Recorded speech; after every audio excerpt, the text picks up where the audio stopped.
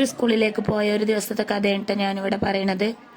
ഞാൻ വീമ്പൂരിൽ സ്കൂളിലേക്ക് പോയിട്ടോ ടീച്ചർ പറഞ്ഞിട്ടാണ് പോയത്. കുട്ടികളെ കൊണ്ട് വീമ്പൂർ സ്കൂളിലേക്ക് നിങ്ങൾ പോകുമെന്ന് ചോദിച്ചു. ഒരു സ്കൂളിൽ നിന്ന് 3 കുട്ടി എന്നുള്ള കണക്കിലാണ് പോകുക. അങ്ങനെ ആ ലിസ്റ്റിൽ എൻ്റെ മോളും പെട്ടു. അങ്ങനെ ഞാൻ ഈ 3 കുട്ടികളെയും ഉത്തരവാദിത്വത്തോടു കൂടി തന്നെ ഞാൻ കൊണ്ടുപോയി എന്നാണ് പറഞ്ഞു വരുന്നത്. ടീച്ചർ എന്നോട് വിളിച്ച് ചോദിച്ചിട്ടുണ്ടായിരുന്നു, നിങ്ങൾ പോകുമോ എന്ന് ചോദിച്ചിട്ടുണ്ടായിന്. അപ്പം ഞാൻ പറഞ്ഞു നോക്കട്ടെ, പറ്റുകയാണെങ്കിൽ ഞാൻ പോകാമെന്ന് പറഞ്ഞു. പിന്നെ എൻ്റെ 2 ചെറിയ മക്കളുണ്ടാവുമല്ലോ, കൂടെ കൂട്ടേണ്ടി വരും എന്ന് പറഞ്ഞ്. അപ്പോൾ എന്തായാലും വീട്ടിൽ അവർ ഫോണ് കളിച്ചുകൊണ്ട് ഇരിക്കല്ലേ കാരണം വിചാരിച്ച് ഞാൻ അവരെയും കൂട്ടിപ്പോയി എന്നാണ് പറഞ്ഞു വരുന്നത്. നല്ലൊരു വിദ്യാലയമായിട്ട് എനിക്ക് തോന്നിപ്പോയിട്ടോ, നല്ലൊരു സ്കൂൾ. എനിക്ക് തൊണ്ടക്ക് സൗണ്ട് ഇല്ലട്ടോ, എന്നാലും ഞാൻ ഈ വോയിസ് ഇടാമെന്ന് വിചാരിച്ച്. നാളെയും മറ്റന്നാളൊക്കെ ആകുമ്പോൾ നമ്മൾ ചില സമയത്ത് മറന്നു പോകൂലേ, അങ്ങനെ ഗാലറി നിറഞ്ഞു പോകും. എനിക്കൊരു പച്ചപ്പ് നല്ലൊരു സ്കൂളായി തോന്നിട്ടോ. ഇതൊരു UP സ്കൂളാണ് കേട്ടോ. വീമ്പൂർ ബസ് സ്റ്റാൻഡിൽ ബസ് സ്റ്റോപ്പിൽ ഇറങ്ങിയാൽ തന്നെ ഈ സ്കൂൾ കാണുന്ന പറഞ്ഞത്. ഞങ്ങൾ ഓട്ടോ കയറിയാണ് വന്നത്. അപ്പം എന്നോട് ഇങ്ങനെ നടന്നു പോയപ്പോൾ കുട്ടികൾ ചോദിക്കുക, താത്ത നിങ്ങൾക്ക് അവിടെ നിന്ന് തന്നെ വീഡിയോ എടുത്തുകൂടി, നമ്മളാ പോരുന്ന വഴികളൊക്കെ നിങ്ങൾക്ക് വീഡിയോ എടുത്തുകൂടിയെന്ന് ചോദിച്ചിട്ടോ. എങ്ങനെയാണ് ഞാൻ എടുക്കുക, ബസ് സ്റ്റാൻഡിൽ തന്നെ ഒരു വിധത്തിലാണ് എത്തിയത്. സത്യം പറയണമെങ്കിൽ ഈ വീമ്പൂർ എവിടെയാണെന്ന് എനിക്കറിയില്ല കേട്ടോ. ഞാൻ ടീച്ചറോടൊക്കെ ചോദിച്ചിട്ടാണ് പോയത്. ടീച്ചറിനോട് പറഞ്ഞു ബസ് സ്റ്റാൻഡിലെത്തിയാൽ അവിടുന്ന് ബസ് കയറി പോയാൽ മതി, പിന്നെ വീമ്പൂർ സ്കൂൾ പഠിക്കൽ ഇറങ്ങിയാൽ മതി എന്നും പറഞ്ഞിട്ടുണ്ടായിന്. ആ ഒരു രീതിക്ക് ഞാൻ പോയി. ഇവിടുന്ന് ഓട്ടോ വിളിച്ച് പോയി ബസ് സ്റ്റാൻഡിൽ ഓട്ടോ ഇറങ്ങിയതിന് ശേഷം അവിടെ ബസ് സ്റ്റാൻഡിൽ ചെന്ന് ചോദിച്ചു, വീമ്പൂർ ബസ് ഇവിടെ നിർത്തുമെന്ന് ചോദിച്ചു. അവർക്ക് അതല്ല വിറ്റായതോ ബസ് സ്റ്റാൻഡിൽ ഒരൊറ്റ ഒന്നിന് വീമ്പൂർ എന്ന സ്ഥലം തന്നെ അറിയില്ല. അപ്പം തന്നെ ഞാൻ ആകെ കൺഫ്യൂഷനായിട്ട്, ഈ വീമ്പൂർ എന്ന സ്ഥലം ഉണ്ടോ ഇല്ലെന്ന് എനിക്ക് തന്നെ ഒരു ഡൗട്ട് പോലെ തോന്നിയിട്ടോ. കാരണം ഈ ബസ് സ്റ്റാൻഡിൽ ആർക്കും അറിയില്ല ഈ വീമ്പൂർ എന്ന സ്ഥലം എന്താണെന്നറിയില്ല. ഓല് നമുക്ക് അറിഞ്ഞിട്ട് പറഞ്ഞു തരാനിട്ടോന്ന് എനിക്കറിയില്ല. അതിലെന്നോട് പിന്നെ പറഞ്ഞ് നിങ്ങൾക്ക് കച്ചേരിപ്പടി ബസ് ഇറങ്ങിക്കോളി, ഈ വണ്ടി കയറിക്കോളി എന്ന് പറഞ്ഞിട്ടോ. കച്ചേരിപ്പടി ബസ് ഇറങ്ങിയിട്ട് പിന്നെ അവിടുന്ന് വണ്ടിയിട്ടും വീമ്പൂർക്കില്ല എന്ന് പറഞ്ഞ് ഞാൻ ഇന്നോടാ കളി നടക്കൂലെന്ന് വിചാരിച്ചിട്ട് ഓല് 4 ടിക്കറ്റ് ഈടാക്കാന്ന് വിചാരിച്ച് 4 ആളെ വണ്ടി കയറ്റിയിട്ട് കച്ചേരിപ്പടിക്ക് ഇറങ്ങിയിട്ട് പിന്നെ അവിടുന്ന് വേറെ വണ്ടി വിളിച്ച് കണ്ട് അവിടുന്ന് വേറെ വണ്ടി കയറുമ്പോൾ അവിടുത്തെ ചാർജും ഇവിടുത്തെ ചാർജും അങ്ങനെ ചാർജോടൊരു ചാർജ്. ഇന്നോടാ കളി. ഞാൻ നേരിട്ട് ഓട്ടോക്കാണ് പോയി എന്നാണ് പറഞ്ഞു വരുന്നത്. ഓട്ടോ പോയി നേരെ വീമ്പൂർ സ്കൂളിന്. സന്തോഷം. എൻ്റെ പഴയൊരു സ്കൂളാണ്, ഇവിടെ വരാൻ സാധിച്ചതിൽ അതിലേറെ സന്തോഷം. അതിൽ മുമ്പിലിരിക്കുന്നത് പുല്ലൂർ സ്കൂളിലുള്ള എൻ്റെ കുട്ടികളായിരുന്നു.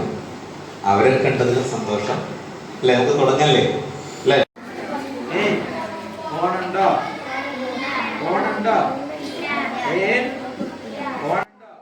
ക്ലാസ് കേൾക്കാൻ നോക്കുമ്പോഴാണെങ്കിൽ നമ്മുടെ മുൻ HM ആയിരുന്നു കേട്ടോ, പുല്ലൂർ സ്കൂളിൻ്റെ HM ആയിരുന്നു അവിടെ ക്ലാസ് എടുത്തിരുന്നത്. ശാസ്ത്രത്തിൻ്റെ പുരോഗതിയെക്കുറിച്ചുള്ള ക്ലാസ്സൊക്കെയാണ് എടുത്തിട്ടുണ്ടായിരുന്നത്. ഇതും എനിക്ക് അറിയാത്തൊരറിവാണ് കേട്ടോ അവിടെ കിട്ടിയിട്ടുള്ളത്. അതും കൂടി പറയാമെന്ന് വിചാരിച്ച്.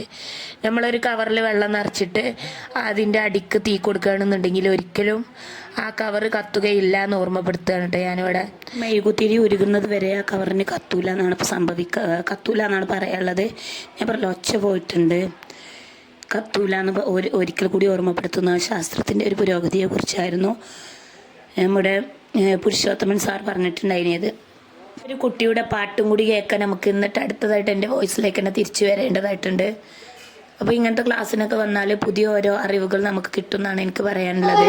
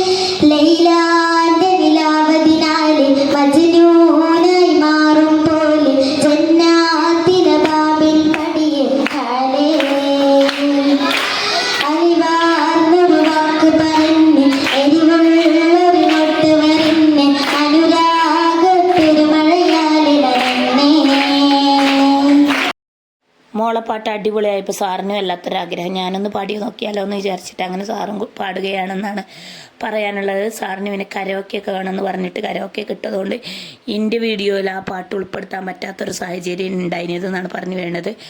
കൊട്ടുമുട്ടും യൂട്യൂബിന് അംഗീകരിക്കണില്ല കേട്ടോ. കൊട്ടുമുട്ടും കണ്ട യൂട്യൂബ് എന്താണെന്ന് അറിയില്ല, ചാനൽ അവിടെ നിന്ന് എടുത്ത് കണ്ട് ഡിലീറ്റ് ആക്കിയാണ്ട് പുറത്തേക്ക് എറിയാണ്, വേസ്റ്റ് ബാസ്ക്കറ്റിൽ കൊണ്ടുപോയിടുകയാണ്.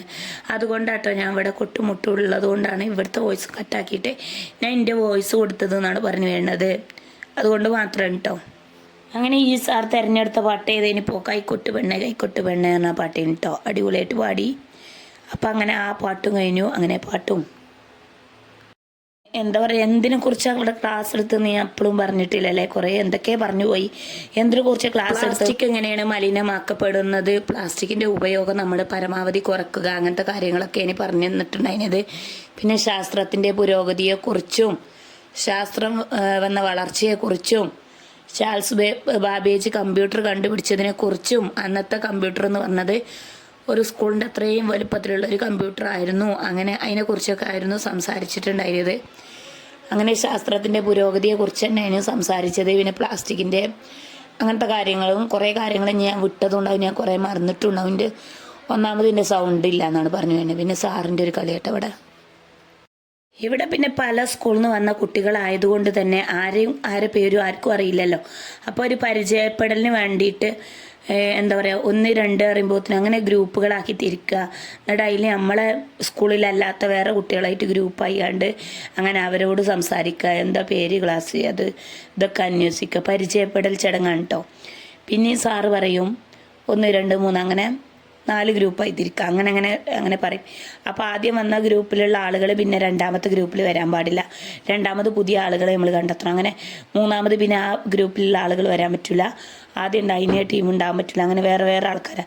അങ്ങനെ മൊത്തത്തിലല്ല 10 ഗ്രൂപ്പായി തിരിക്കുമ്പോൾ 10 ആളുകൾ, എന്താ പറയുക, കുറേ ആളുകളെ നമ്മൾ പരിചയപ്പെടുമല്ലോ. അങ്ങനെ ആ പരിചയപ്പെട ചടങ്ങ് കേട്ടോ.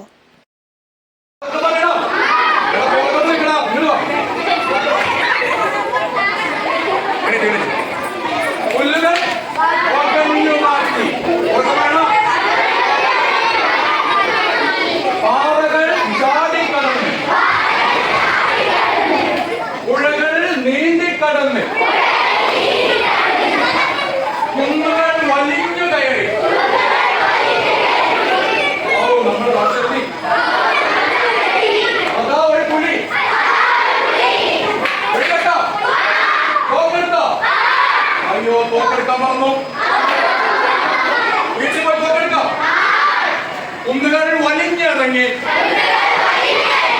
പുഴകൾ നീന്തി കടന്ന് പുല്ലുകൾ വകഞ്ഞു മാറ്റി നീളത്തി പാറകളിൽ ചാടി കാണുന്നു. എല്ലാവരും തോക്കെടുക്കോ പുല്ലുകൾ വകഞ്ഞു മാറ്റി പാറകളിൽ ചാടിക്കടന്ന് പുഴകൾ നീന്തിക്കടന്ന് കുന്നുകൾ വലിഞ്ഞു കയറി കാലത്തി അതാ പുള്ളി അയ്യോ ഉണ്ടെടുത്തില്ല. വീട്ടിൽ പോയിട്ട് കുന്നുകൾ വലിഞ്ഞിറങ്ങി പാറകൾ ചാടിക്കടന്ന് പുഴകൾ നീന്തിക്കടന്ന് പുല്ലുകൾ വകഞ്ഞു മാറ്റി എവിടെത്തി? വീട്ടിലെത്തി. ഉണ്ടെടുക്കല്ലേ? ഉണ്ടെടുത്തോ? ഉണ്ടെടുത്ത് നോക്കി നോക്കിയേ. നോക്കുണ്ടോ? നോക്കുവായി ഉണ്ടായി. ഓക്കല്ലേ? പോകല്ലേ? പോകല്ലേ? പുല്ലുകൾ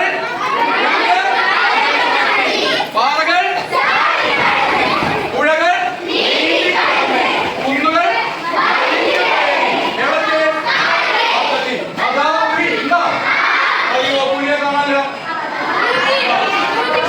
നോക്കുണ്ടോ? ഉണ്ടോ? പക്ഷെ പുള്ളിയെ കാണാനോ. വീട്ടിൽ പോവാല്ലേ? ഇനി പോയി തിരിച്ചു പോവാല്ലേ? കുന്നുകൾ വലിഞ്ഞിറങ്ങാം. ഇറങ്ങിയോ? കുന്നുകൾ ചാടിക്കളഞ്ഞോ? പുഴകൾ നീന്തിക്കളഞ്ഞോ? പുള്ളികൾ വകഞ്ഞു മാറ്റിയോ? വീട്ടിലെത്തിയോ?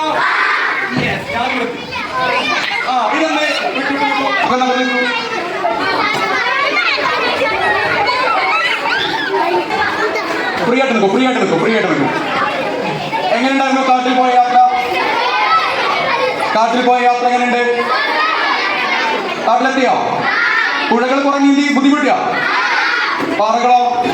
കുഴപ്പമില്ല. പക്ഷെ പ്രശ്നം ഉണ്ടായി, കാട്ടിൽ പോയപ്പോ നമ്മൾ വേണ്ടത്ര തയ്യാറെടുപ്പ് നടത്തിയില്ല. പ്രതീക്ഷിക്കാൻ വരുന്നത് അവിടെ പുലി ഉണ്ടാകുന്നു, വെടിവെക്കണമെങ്കിൽ തോക്കെടുക്കണം, തോക്കിൽ ഉണ്ടേ വേണം, അതൊന്നും എടുക്കാൻ നമ്മൾ പോയി അല്ലേ? അപ്പൊ നമ്മുടെ യാത്രകൾ എന്താൻ പാടില്ല, ഇങ്ങനെ പറ്റുമോ? ഇല്ല. അപ്പൊ നമ്മൾ ഉച്ച കഴിഞ്ഞ് പോകുന്ന പക്ഷി നിരീക്ഷണത്തിന് പോകുമ്പോ, ബേർഡ് വാച്ചിങ്ങിന് പോകുമ്പോ വേണ്ട സാധനങ്ങൾ എന്തൊക്കെയാ? വെള്ളം എടുക്കണം. തോക്കോ എന്താണ്? ആ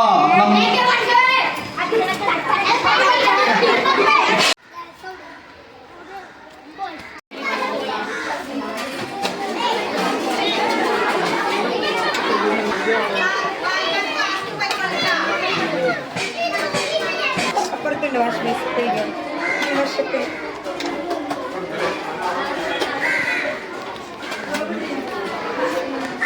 പോലീസാണോ പോലെ? പിന്നെ പക്ഷി നിരീക്ഷണത്തിന് പോവുകയാണ് കേട്ടോ ഞാൻ. അങ്ങനെ ഒരാൾ ക്ലാസ് എടുത്തിട്ടുണ്ടായിന്, അതൊന്നും പിന്നെ എനിക്ക് വീഡിയോ എടുക്കാൻ പറ്റിയിട്ടില്ല. അങ്ങനെ കുറേ വീഡിയോ ഉൾപ്പെടാത്തതുണ്ട്.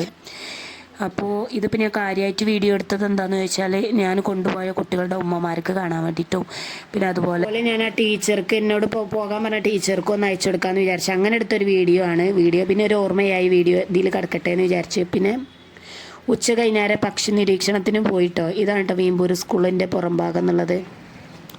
അങ്ങനെ അതിന് പോയി. അപ്പോൾ കേരളത്തിൽ 500-ലധികം പക്ഷികളുണ്ടെന്ന് മനസ്സിലാക്കാൻ സാധിച്ചു. അതുപോലെ ഇന്ത്യയിൽ 1000-ലധികം പക്ഷികളുണ്ട്, അതിൽ മിക്കവാറും കേരളത്തിൽ തന്നെ ഉള്ളതെന്ന് മനസ്സിലായി. കേരളത്തിൽ 500-ലധികം പക്ഷികൾ കേരളത്തിലുണ്ട്. കേരളത്തിൽ ഇങ്ങനെ കൂടുതൽ പക്ഷികൾ ഉണ്ടാകാനുള്ള കാരണം എന്താണെന്ന് വെച്ചാൽ കേരളത്തിൻ്റെ കാലാവസ്ഥയും, കേരളം നല്ലൊരു നാടായതുകൊണ്ടാണെന്നാണ് മനസ്സിലാക്കുന്നത്. പ്രകൃതി രമണീയമായ സുന്ദരമായ സ്ഥലം ആയതുകൊണ്ടും പിന്നെ പക്ഷികൾ നമുക്ക് ഉണ്ടാക്കുന്ന ഗുണങ്ങളും അതൊക്കെ കൂടുതലായിട്ട് അറിവുകൾ നേടാൻ സാധിച്ചു. നമ്മൾ പോകാൻ പോകുന്നത് ഒരു കാട്ടിലേക്കാണ്. അങ്ങനെ കൂടുതൽ അറിവുകൾ അവിടെ നിന്നൊക്കെ കിട്ടിയിട്ടോ. പിന്നെ കുറേ ഞാൻ വീഡിയോയിൽ ഉൾപ്പെടുത്തിയില്ല, കുറേ ഞാൻ വീഡിയോയിൽ ഉൾപ്പെടുത്തി. അങ്ങനെയൊക്കെയാണ് നടന്നിട്ടുണ്ടായിരുന്നത്.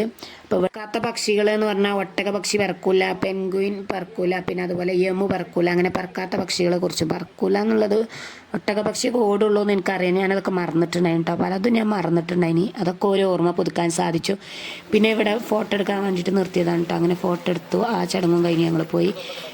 പല സ്കൂളിലെ കുട്ടികളും പല സ്കൂളിലെ രക്ഷിതാക്കളും പല സ്കൂളിലെ അധ്യാപകരും അങ്ങനെ ആ ഒരു ഇതിൽ എനിക്കും ഉൾപ്പെടാൻ പറ്റിയതിൽ വളരെയധികം സന്തോഷം തോന്നി. പിന്നെ പക്ഷി നിരീക്ഷണമാണ് കേട്ടോ അവിടെ കാണുന്നത്. നമ്മളെ വീട് മുറ്റത്തൊക്കെ കാണുന്ന ചെതൽക്കാട കൂട്ടം കൂടിയല്ല നടക്കാറുള്ളത്. ആ ചെതൽക്കാട പറക്കൂല എന്നുള്ളത് എനിക്ക് ആ സത്യം അറിയില്ല. ഇനി ആ ഒരു സത്യം അറിയാൻ സാധിച്ചു. അങ്ങനെ കുറേ സത്യങ്ങൾ എനിക്ക് അറിയാൻ സാധിച്ചു എന്നാണ് പറഞ്ഞു. എന്നെ മുഴുവനായിട്ട് വീഡിയോയിൽ ഉൾപ്പെടുത്താൻ ടൈമില്ലാത്തത് കൊണ്ട് കേട്ടോ ഇവിടെ കൊണ്ട് അതിൻ്റെ പകനെ ചെതൽക്കാട കൂട്ടം അവരെ സുരക്ഷയ്ക്ക് വേണ്ടിയിട്ട് അവർ കൂട്ടമായിട്ടേ പറക്കുകയുള്ളൂ. അതുപോലെ തന്നെ അവർക്ക് രക്ഷാപ്രവർത്തനത്തിന് വേണ്ടിയിട്ടാണ് അവർ കൂട്ടമായിട്ട് എടുക്കുന്നത്. അങ്ങനെ കുറേ കാര്യങ്ങൾ മനസ്സിലായി. അവരൊരു പാവം കിളികളാണ്, അതും കൂടി മനസ്സിലാക്കാൻ സാധിച്ചു. അവർ ചെറുതായിട്ട് വർക്കുള്ളൂ കേട്ടോ, നന്നായിട്ട് വർക്കൂല എന്നാണ് പറഞ്ഞത്. അങ്ങനെ ഇന്നത്തെ വീഡിയോ അതിൻ്റെ പക്കാണ്. ഓക്കെ ബൈ, അടുത്ത വീഡിയോയിൽ കാണാൻ ഇൻഷാ അല്ലാഹ്.